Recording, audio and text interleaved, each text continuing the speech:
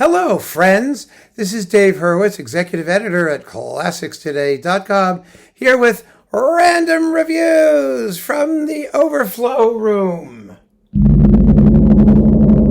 Yeah, oh baby, that was a quiet one. We're working our way backwards through the M's, and we have three composers here. Yes, and of varying degrees, composers and performers, actually.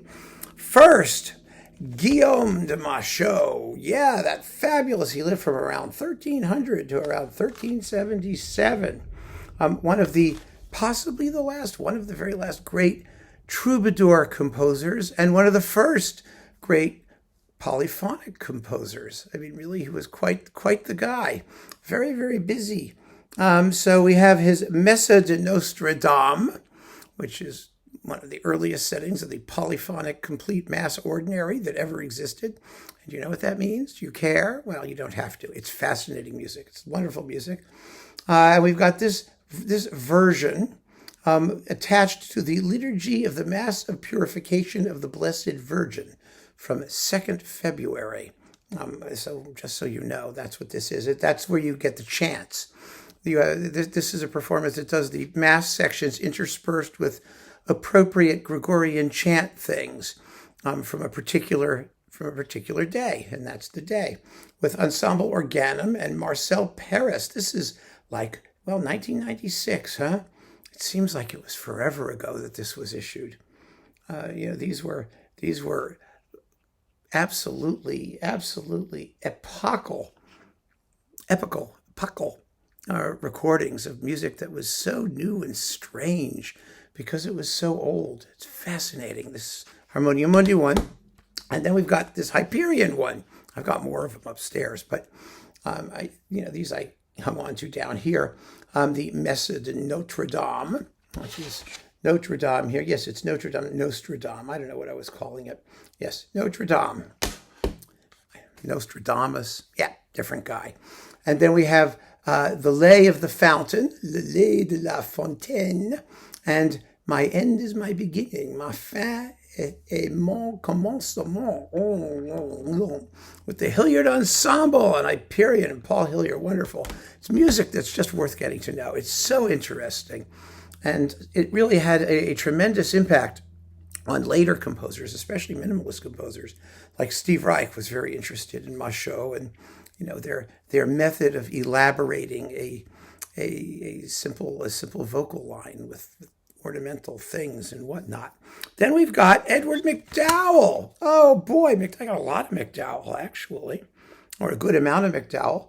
1860 to 1908. He was the American composer from the turn of the 20th century. He was a Liszt pupil, and he was the guy that the U.S. wanted a composer. That's who they hauled out because he was thoroughly European in his orientation, although he did do some romantic nationalist stuff here. He did in some of his works. He didn't write any symphonies, but he wrote 2 concertos and a boatload of piano music. And I always remember in American concert halls, the old-fashioned concert halls where they had the names of the great composers on the proscenium going around the hall. It was like Bach and Handel and Schubert, and Mendelssohn was always there, and Beethoven and Brahms, and then MacDowell. And I would just look at them and say, even as an American, and say, oh, come on, he doesn't belong up there with those other people. And he doesn't. He was a Kleinmeister. But he may have been small or unimportant or insignificant, but he was good at what he did. He was a good composer. He was, in a conservative, pleasant sort of way. So here we have his suites numbers 1 and 2. Number 2 is the Indian. Yes, it deals with Native American stuff. It's got a legend, a love song in wartime, a dirge, and a village festival, which could be happening in a village in Belgium, for all that it's American Indian, but what the heck. His tone poem, Hamlet and Ophelia, and his suite number 1, which is actually lovely. It's one of those, woodland nature, dancing nympho sprite things, and this is with the Ulster Orchestra under Takuo Iwasa. It's very, very well done on Naxos. So that's fun. Let me put these in correct order here. Then we have his piano concertos. There we go, along with the second modern suite for solo piano, which is really actually one of his better pieces. It's very interesting. The piano concertos are played by Seta Tanyel, the BBC Scottish Symphony Orchestra, Martin Brabants. This is part of the Romantic Piano Concerto series, Volume 25 on Hyperion. Wonderful series, of course, and the music is nice. These are lovely works. They should be played more often. They are. They're enjoyable romantic piano concertos, well built and fun to listen to. Oh, this is a wonderful disc. These are recordings of the Society for the Preservation of the American Musical Heritage, which Bridge got their hands on to reissue. This is a 3-disc set, and it's got some really cool stuff on it that you won't find anywhere else. It's the Royal Philharmonic under Carl Kruger. Now, I got this, and I keep it under MacDowell because I'll never find it otherwise. It's the best place to put it. It has his 2 suites, his 2 orchestral suites on disc A. Disc B has Vatek, the symphonic poem by Horatio Parker. Horatio Parker, it's not by Freitas, or, the Portuguese guy who wrote the other Vatek, which is very, very interesting. So, that's really kind of cool. Hero and Leander, Victor Herbert's symphonic poem. That's 30 minutes. It's a big, long sucker, and it's beautiful. And tons of vibrato, by the way. For Herbert was a vibrato guy. He indicates when he wants lots of it everywhere.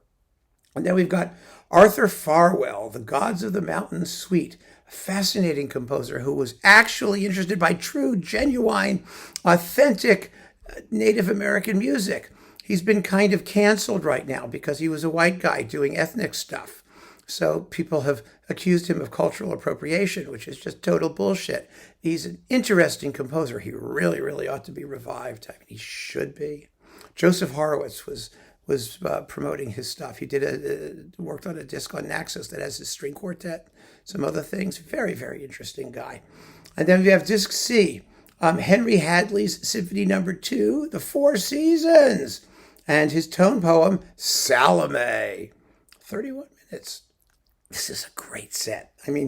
American Orchestral Compositions, 1890 to 1916 is what it's got. And if you don't have it, you collect this, interesting, unusual repertoire, you need to get your hands on this. It's on Bridge. I'm telling you, that was fun. More MacDowell. Piano Concertos 1 and 2. The Witch's Dance and the Romance for Cello and Orchestra with Stephen Prutzman, piano.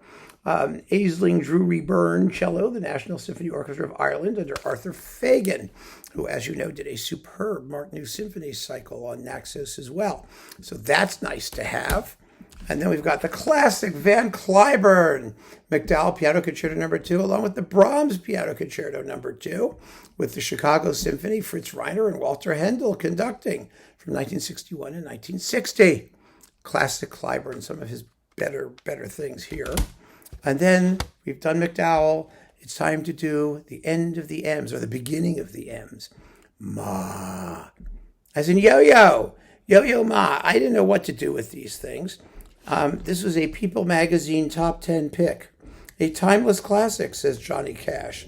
Appalachia Waltz. Yo-Yo Ma, Mark O'Connor, Edgar Meyer. Oh, this sold billions of copies on Sony. And then they did this Appalachian Journey. They did this sequel.